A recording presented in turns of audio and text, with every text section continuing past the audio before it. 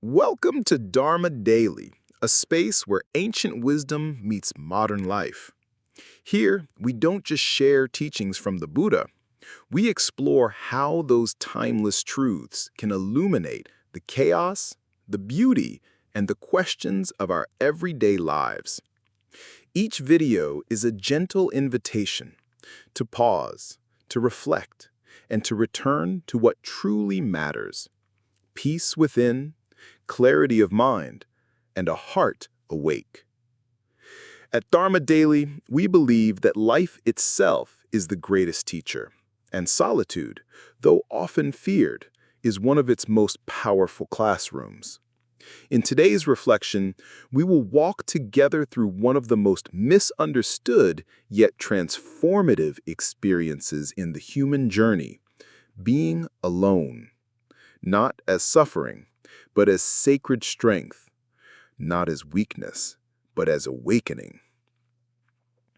My dear friends, let us pause for a moment and ask ourselves, when was the last time you were truly alone, not just physically, but inwardly, spiritually, in silence with your soul? We live in a world that praises noise, connection, and constant companionship. But what if I told you that being alone, truly alone, is not a weakness, not a punishment, but a divine invitation? An invitation to return to yourself, to awaken, to transform. The Buddha once said, "He who sits alone, walks alone, lies down alone, and diligently practices alone, tames himself." What does that mean? It means that solitude is not loneliness. It is sacred training. The greatest masters, the wisest beings, they all walked this path of stillness. Alone in the forest, under trees, within caves, they found not isolation, but insight, not despair, but divine peace. Before the Buddha became the enlightened one, he was a prince in a palace, surrounded by luxury, comfort, and endless pleasures. But something within him stirred, a knowing that even in the midst of abundance, the soul can starve.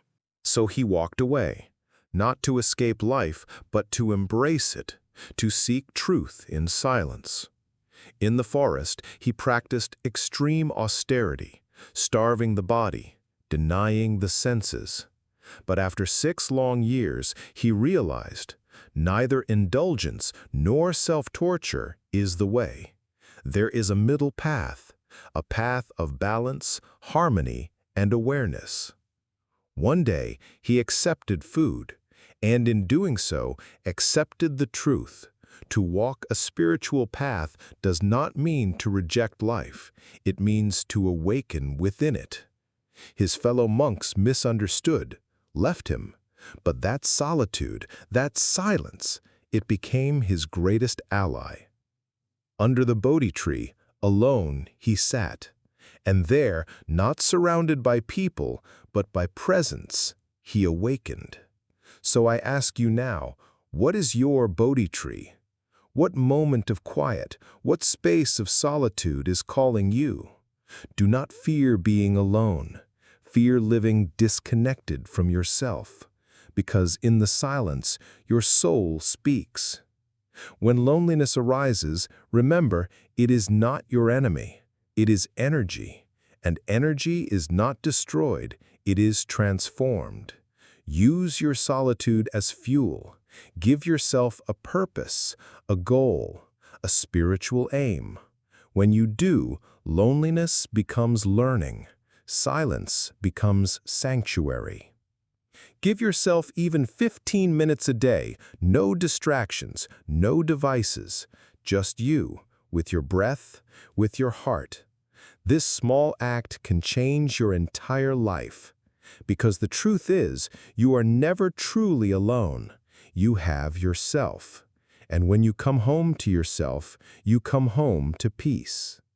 So, dear soul, if you ever find yourself alone, In your room, in your thoughts, or in the quiet hours of life, don't rush to escape it. Don't fill the silence too quickly. Instead, sit with it, breathe with it, let it teach you. Because being alone is not a void, it is a mirror that reflects not who the world tells you to be, but who you truly are.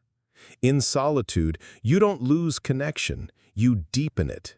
You return home not to a place, but to your own presence. There is nothing missing in you. You are not broken. You are unfolding. Your solitude is not a curse, it's a sanctuary. And every quiet moment is a doorway to healing, to clarity, to peace. So, let Dharma be your daily companion. Let these teachings gently guide you back to your breath, your truth, your light. Because the answers you seek, they're not out there. They've been within you all along. Keep walking, keep breathing, and when the world becomes too loud, return to silence. That's where the soul speaks.